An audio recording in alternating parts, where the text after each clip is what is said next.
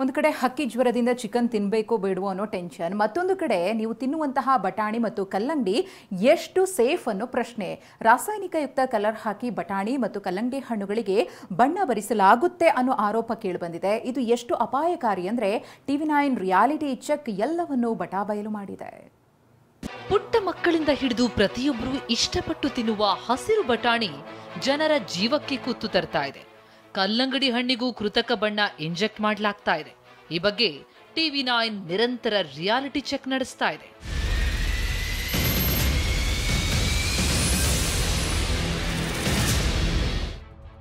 ರಾಜ್ಯ ಸರ್ಕಾರ ಬಟಾಣಿಗೆ ಅಪಾಯಕಾರಿ ರಾಸಾಯನಿಕ ಬಳಸೋದಕ್ಕೆ ಬ್ರೇಕ್ ಹಾಕಿದೆ.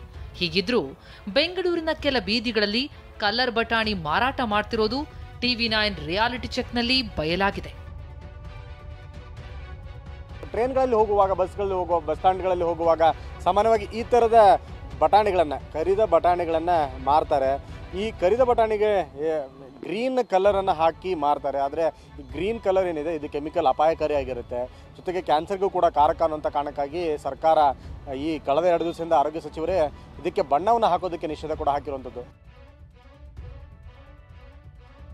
ಈ ಬಗ್ಗೆ ಪ್ರತಿಕ್ರಿಯಿಸಿದ ವ್ಯಾಪಾರಿ, ನಾವು ಕಲರ್ ಹಾಕಲ್ಲ, ಕಂಪನಿಯಲ್ಲಿ ಕೊಟ್ಟಿದ್ದನ್ನ ತಂದು ಮಾರ್ತೇವೆ ಎಂದರು. ಎಲ್ಲಿಂದ ತರ್ತೀರಿ ಈ ಥರದ ಬಟಾಣಿಗಳು ನೀವು?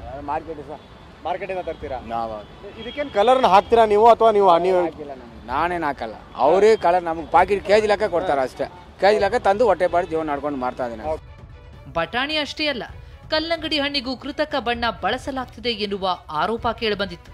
ಇದರ ಬೆನ್ನಲ್ಲೇ ಕಲ್ಲಂಗಡಿ ಮಾರಾಟಗಾರರು ಅಲರ್ಟ್ ಆಗಿದ್ದಾರೆ. ರಾಸಾಯನಿಕ ಬಳಸದೆ ಹಣ್ಣು ಮಾತ್ರ ಮಾರಾಟ ಮಾಡಲು ಮುಂದಾಗಿದ್ದಾರೆ. ಕೆಂಪಾಗೋದಕ್ಕೆ ಏನಾದರೂ ಇಂಜೆಕ್ಟ್ ಮಾಡ್ತೀರಾ ಇದಕ್ಕೆ? ಇಲ್ಲ ಸರ್, ಸಾಧ್ಯನೇ ಇಲ್ಲ ಸರ್, ಸಾಧ್ಯ ಇಲ್ಲ. ಕಲರ್ ಹೆಂಗೆ ಹಾಕೋದು? ಅಲ್ಲಿ ಇಂಜೆಕ್ಷನ್ ಹಾಕಿದ್ರೆ ತಡೆಯಲ್ಲ, ಅದು ಹಣ್ಣು ಡ್ಯಾಮೇಜ್ ಆಗುತ್ತೆ, ಡ್ಯಾಮೇಜ್ ಆಗಿಬಿಡುತ್ತೆ. ಅದು ಹೆಂಗೆ ಸಾಧ್ಯನೇ ಇಲ್ಲ, ಕಲರ್ ಹಾಕಕ್ಕೆ ಏನು ಸಾಧ್ಯ ಇಲ್ಲ.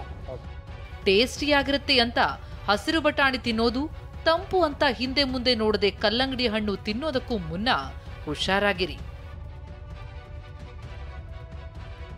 Bureau report, TV9.